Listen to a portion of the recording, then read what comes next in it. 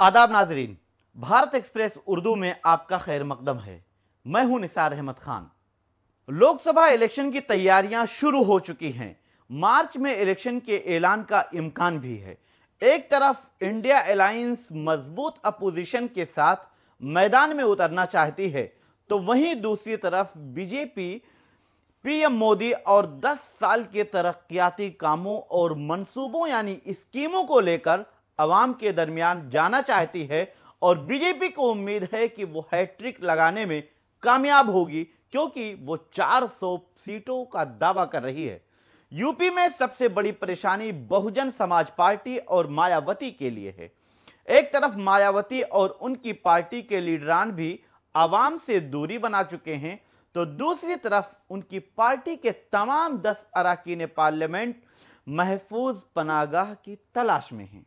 BSP के कुछ अरकान पार्लियामेंट तो अपना नया ठिकाना भी तलाश कर चुके हैं, जबकि कुछ तलाश करने की कोशिश में हैं।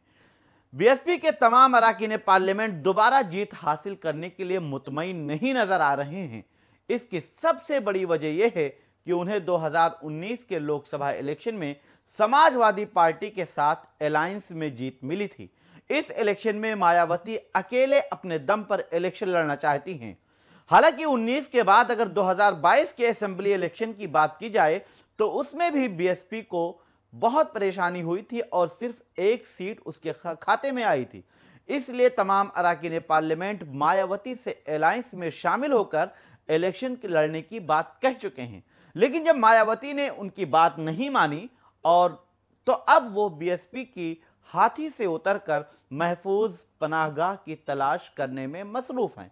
यहां हम आपको बीएसपी के तमाम 10 अरकान पार्लियामेंट के बारे में बताएंगे कि वो अब किस पार्टी के राब्ते में हैं और वक्त की नजाकत को समझते हुए कहां से किस्मत आजमाना चाहते हैं और किस पार्टी से टिकट की कोशिश में लगे हुए हैं। अमरोहा से लेकर श्रावस्ती तक के एमपी यानी सांसद पार्टी बदलने के लिए तकरीबन पूरी तरह तैयार हैं।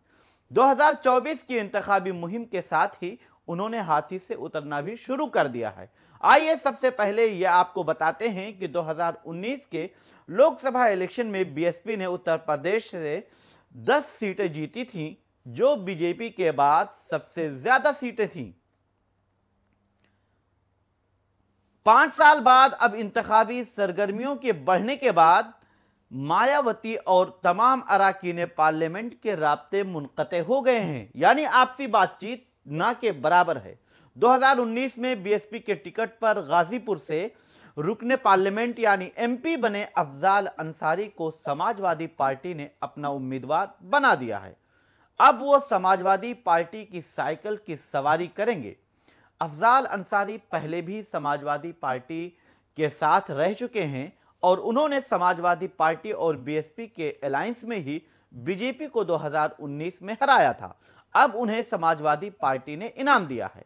सहारनपुर से रुकने पार्लियामेंट हाजी फजलुर रहमान और अमरोहा के एमपी कुंवर दानिश अली को बीएसपी ने पहले ही पार्टी से बाहर निकाल दिया है। हाजी फजलुर रहमान समाजवादी पार्टी के करीब हुए, जबकि कुंवर दानिश अली 24 फरवरी को कांग्रेस में शामिल हो सकते हैं। दानिश अली अब राहुल गांधी की भारत जोड़ो न्याय यात्रा, जो इस वक्त यूपी में कल यानी 24 फरवरी को शुरू हो रही है, उसमें शामिल होने जा रहे हैं।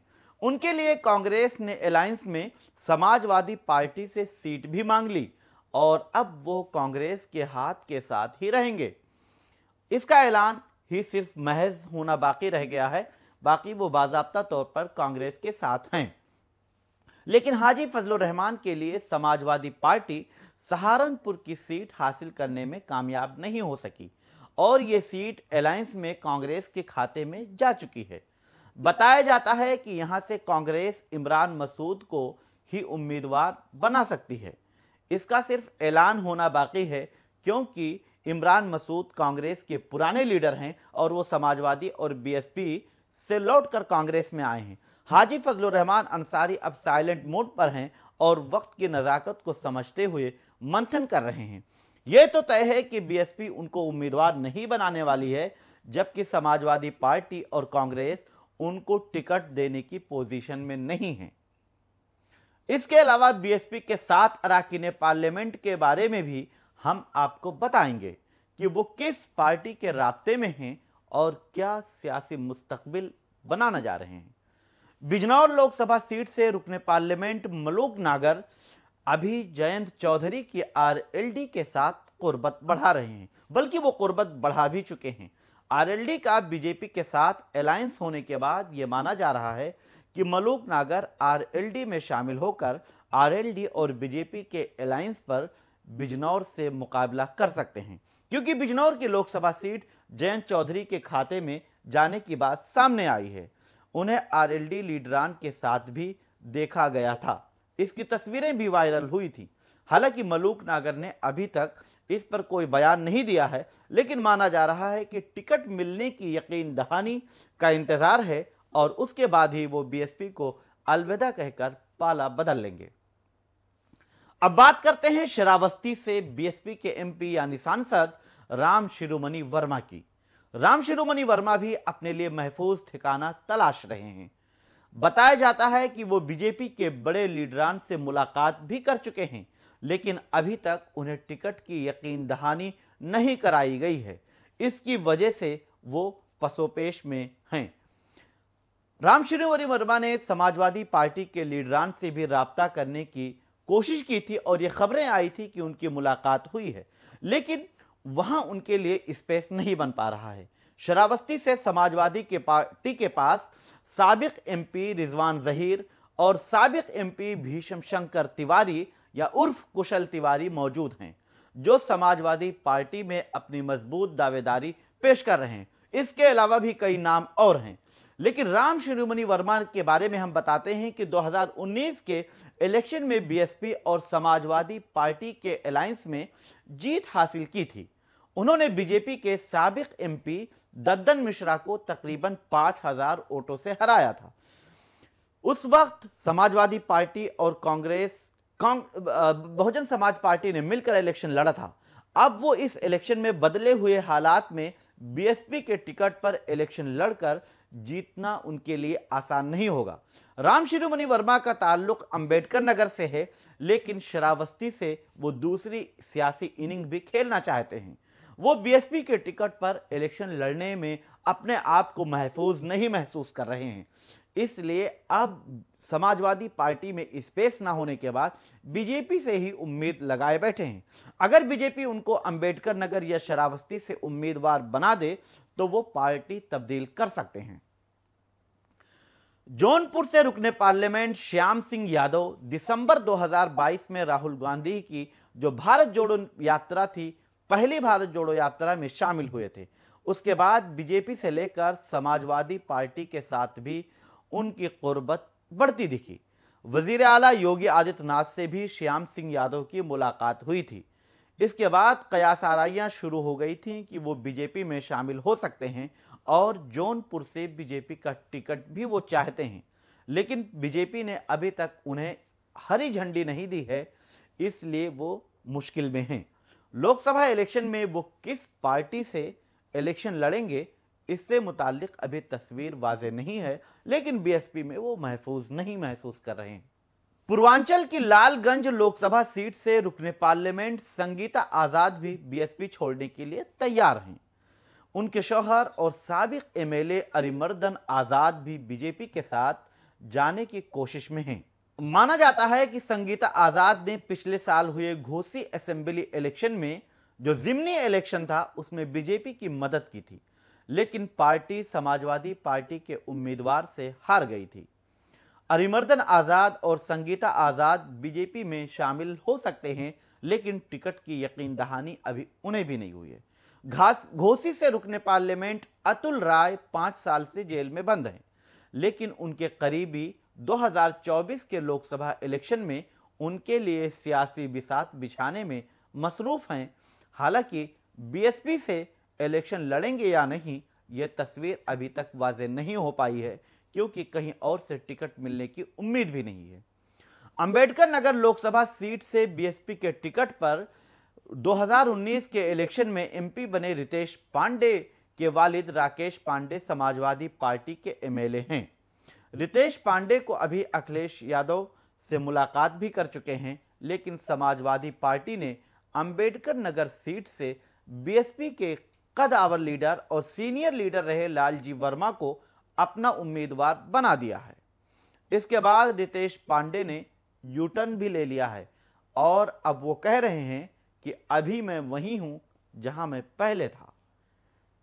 रितेश पांडे को मायावती के हुक्म का इंतजार है, लेकिन समाजवादी पार्टी में सीट नहीं मिलने के बाद बीजेपी से भी उम्मीद लगा रहे हैं। आइए नगीना की जो महफूज सीट है, एससी सीट है, उसकी बात करते हैं। अभी मौजूदा एमपी गिरीश चंद हैं, जो बगैर अलायंस के अपनी जीत से मुताल्लिक मुतमईन नहीं हैं, लेकिन वो हाथी से उतरना भी नहीं चाहते हैं। बीएसपी के पुराने और वफादार लीडरान में गिरीश चंद का शुमार होता है। ऐसे में 2024 के लोकसभा इलेक्शन में बीएसपी के टिकट पर ही नगीना सीट से किस्मत आजमा सकते हैं, क्योंकि जाटों और मुस्लिम वोटों की बदौलत वो जीत हासिल करने की उम्मीद लगा रहे हैं। लेकिन इस बार तस्वीर थोड़ी मुख्तलिफ है। इस बार उनका मुकाबला आजाद समाज के लीडर चंद्रशेखर आजाद से हो सकता है। चंद्रशेखर आजाद नगीना सीट से इलेक्शन लड़ने के लिए पूरी तरह से तैयार हैं। चंद्रशेखर आजाद समाजवादी पार्टी के टिकट पर इलेक्शन लड़ेंगे। तकरीबन उनका टिकट फाइनल है। नगीना के दलित और मुसलमानों का रुझान भी चंद्रशेखर आजाद की तरफ दिखाई दे रहा है, क्योंकि वो उनके हुकूक और उनके लिए आवाज उठाते हैं।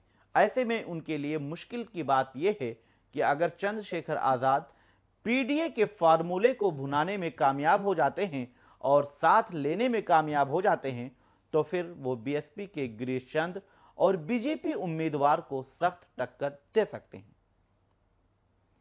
यह तस्वीर और ये सूरत हाल यूपी में बीएसपी के 10 अरकान पार्लियामेंट की है और वो काफी मुश्किल में हैं। वो तमाम 10 अरकान पार्लियामेंट जो 2019 से 2024 तक लोकसभा के एमपी रह चुके हैं, अब वो चाहते हैं कि हमें कहीं महफूज सीट मिल जाए, जीतने में आ जाएं, और इसीलिए पार्टी का पाला बदल सकते हैं। लेकिन बहुजन समाज पार्टी के रवैये से भी नाराज बताए जाते हैं, क्योंकि इन तमाम अरकान पार्लियामेंट ने मायावती को इस बात की तरफ इशारा किया था कि अलायंस के बगैर जीतना मुश्किल हो जाएगा। लेकिन मायावती ने अपने यौम पैदाइश के मौके पर 15 दिसंबर को 2023 को और उसके बाद भी उन्होंने ऐलान किया है कि बीएसपी अपने दम पर इलेक्शन लड़ेगी और वो किसी से अलायंस नहीं करेगी। बीएसपी सरबराह मायावती का कहना है कि अलायंस की सूरत में यानी बीएसपी को सबसे ज्यादा नुकसान होता है। बीएसपी का वोट ट्रांसफर हो जाता है, लेकिन दूसरी पार्टियों का वोट बीएसपी को नहीं मिलता है। उनकी इस दलील में कितना दम है, इस पर तो कुछ अभी नहीं कहा जा सकता, लेकिन इतना तो तय है कि 2019 के लोकसभा इलेक्शन में समाजवादी पार्टी के वोटों के साथ ही वो कामयाब हुई थी और 10 एमपी उनके मुंतखब हुए थे, और उसके बाद हुए असेंबली इलेक्शन में उनके पास सिर्फ एक एमएलए बाकी है। अब देखने की बात यह होगी कि ये तमाम अरकान पार्लियामेंट किस पार्टी से किस्मत आजमाते हैं, कौन उनको टिकट देता है, कौन सी पार्टी उन पर भरोसा करती है। लेकिन अभी ये इलेक्शन के ऐलान से पहले महफूज पनागाह की तलाश में है। हमारी वीडियो आपको पसंद आए तो लाइक कीजिए, शेयर कीजिए और सब्सक्राइब कीजिए। साथ ही कमेंट बॉक्स में आप अपनी राय भी जरूर दें। और हाँ, अगर फेसबुक पर आप वीडियो देख रहे हैं तो हमारे पेज को फॉलो करना ना भूलें।